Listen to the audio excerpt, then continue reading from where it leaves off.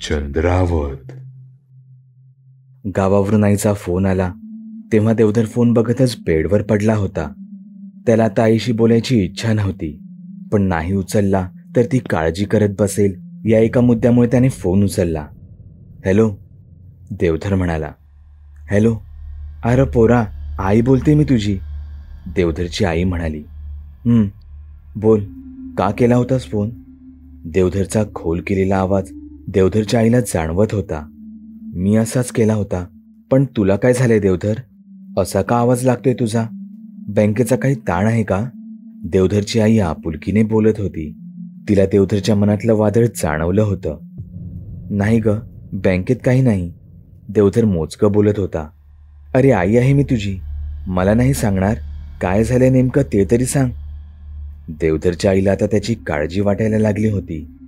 अगं आई, देवधर एकदम शांत झाला. त्यालाही त्याच्या आतलं वादळ कुठेतरी शांत करायचं होतंच. त्याने आईला सगळं काही सांगायला सुरुवात केली. आई, अगं आपलं यश. त्याला हुंदका आवरणं कठीण झालं.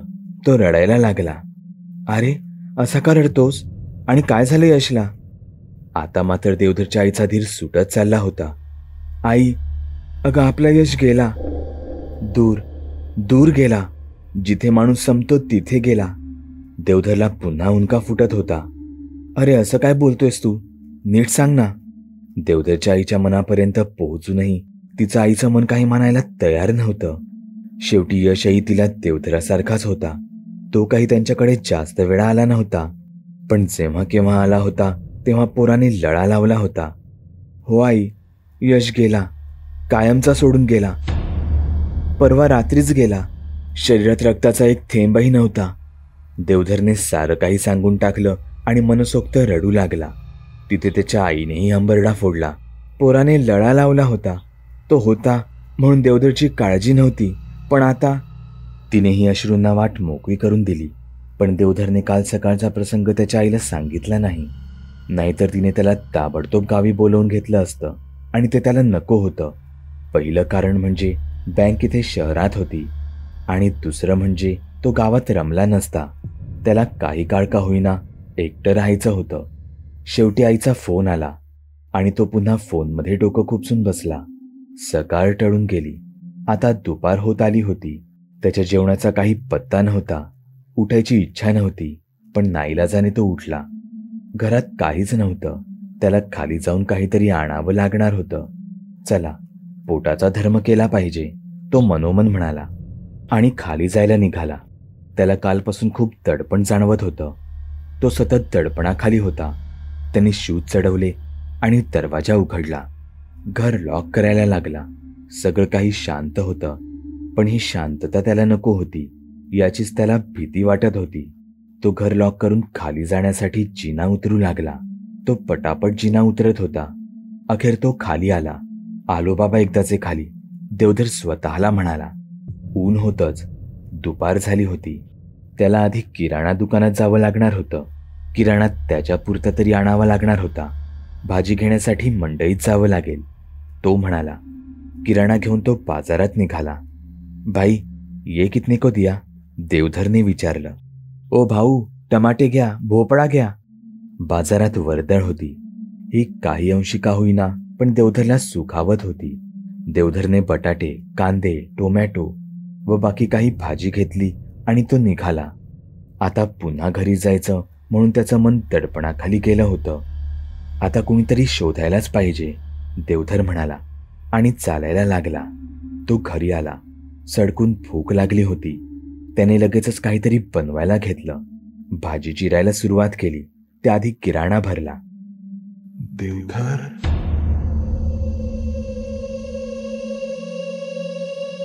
एक अद्भुत असा विचित्र आवाज देवधरच्या कानांवर पडला. देवधर शिवाय घरात कुणीही नव्हतं. मग हा आवाज? देवधर चरखला. तो तर नाही ना? देवधर आता पुरता घाबरला. त्याला काय करावं सुचेच ना. अरे घाबरू नको. पुन्हा तोच स्फुट आवाज आला.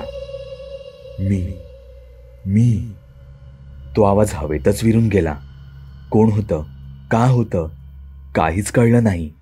देवधर भीतीपोटी तो विषय तिथेच सोडून जीव मुठीत घेऊन स्वयंपाक करू लागला. भाजी, आमटी, भात सगळं काही तयार झालं. आता पोळ्यांचा प्रश्न होता.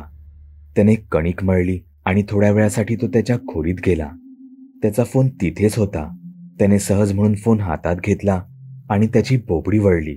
त्याच्या फोनवर यशच्या नंबरवरून 3 मिस कॉल होते. त्याचे हात थरथरायला लागले. त्याने त्या फोनकडे घाबरून दुर्लक्षच केलं आणि काहीतरी वेळ जावा म्हणून फोनवरती साईट चेक करायला लागला. स्वतःचा जोडीदार निवडणं इतकं सोपं असतं. तो स्वतःशीच बोलत होता. त्या साईटवरची एक मुलगी त्याला प्रचंड आवडली आणि होतीच ती तशी. नशिले डोळे, छोटी जीवनी, गोरा रंग आणि सगळंच. एकूण काय, देवधरला ती आवडली होती. त्याला तिच्याशी बोलायचं होतं. त्याने तिला मेसेज टाकला, बघू बोलते की नाही, नाहीतरी अशा सुंदर मुली आपल्या नशिबी. तो गालातल्या गालात हसला आणि स्वयंपाकघरात निघून गेला. त्याने पोळ्या कशा तरी उरकल्या आणि जेवायला बसला. तो त्याच मुलीच्या विचारात होता. तसाच तो जेवला. त्याला आता फोन बघण्याची घाई झाली होती. तो आधीचं सगळं काही विसरला होता. फक्त आता यश गेल्याची पोकळी त्याला सतावत राहिली. तो त्याच्या खोलीत गेला. हॉलमध्ये देवधर, असा अस्फुट आवाज पुन्हा घुमला, पण तो काही देवधरच्या कानांवर पडला नाही. देवधरने सरळ फोन हातात घेतला. चक्क त्या मुलीचा मेसेज आला होता. देवधर आता हवेत उडायचाच बाकी होता. त्याला ती पोकळी भरून निघाल्यासारखी वाटू लागली. अचानक संसाराची स्वप्न पडू लागली. मिस्टर काळे, जरा थांबा, आताशी हॅलो असा मेसेज आलाय फक्त, तो स्वतःशीच म्हणाला आणि डोक्यात एक टपली मारून घेतली. त्याने तिला हाय असा मेसेज पुन्हा पाठवला. तिथून लगेच रिप्लाय आला. जणू ती त्याच्या मेसेजची वाटच पाहत होती. कोण? तिने विचारले. मी मिस्टर देवधर, देवधर काळे. त्याने मेसेज पाठवला. ओ, मी स्वरूपा चिटणीस. तिथून उत्तर आलं. दोघांना काय बोलावं हेच सुचत नव्हतं. देवधर आज पहिल्यांदा अबोल झाला होता. शेवटी त्याने तिला फोन लावला. हॅलो, देवधर म्हणाला. हॅलो, कोण बोलतंय? तिथून एक गोड किणकिणा आवाज आला. मी मिस्टर देवधर काळे. देवधर म्हणाला. ओ हॅलो, मी स्वरूपा चिटणीस. ती म्हणाली. सॉरी हां, असा अचानक लगेच फोन लावला. पण मेसेजवर काय बोलावं, कसं बोलावं समजतच नव्हतं. देवधरने स्पष्टीकरण दिलं.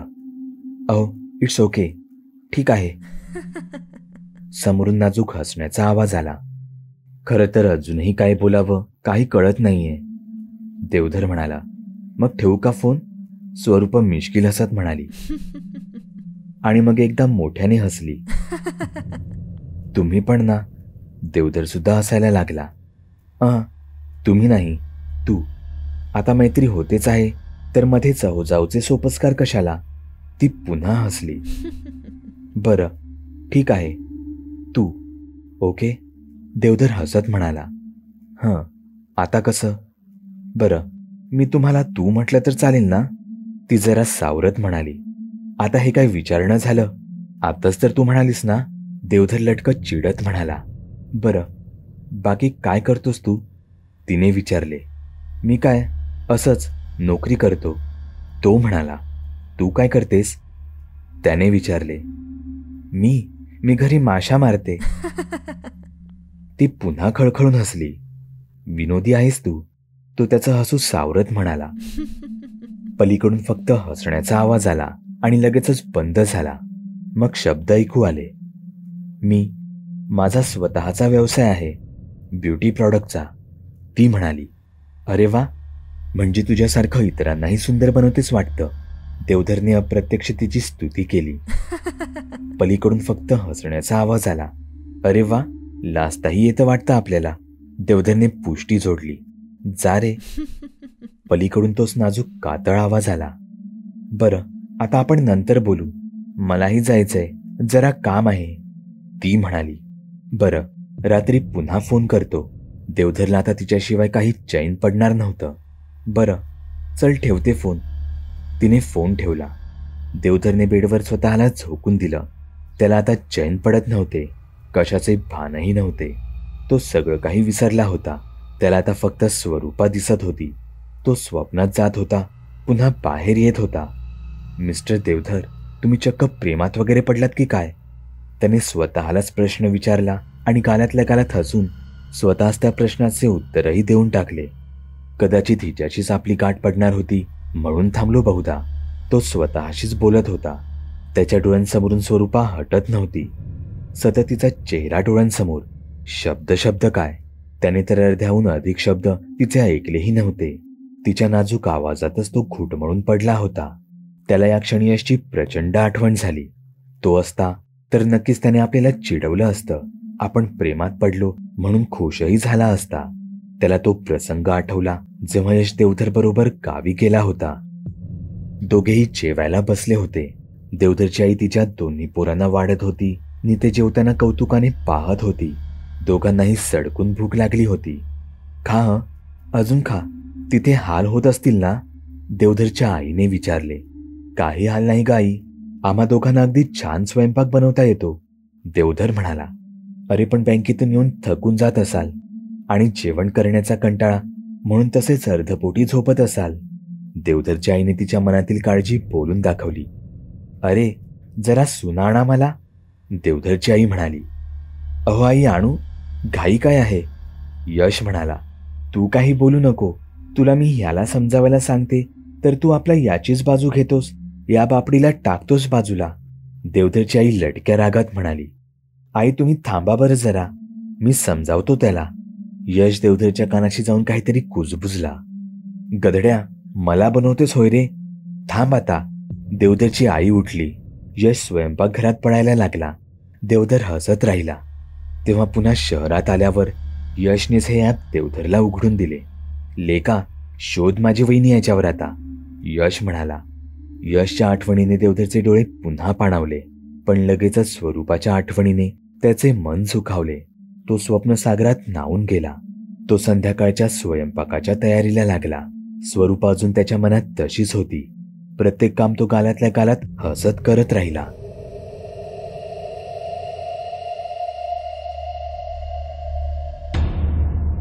बागुलबुवा.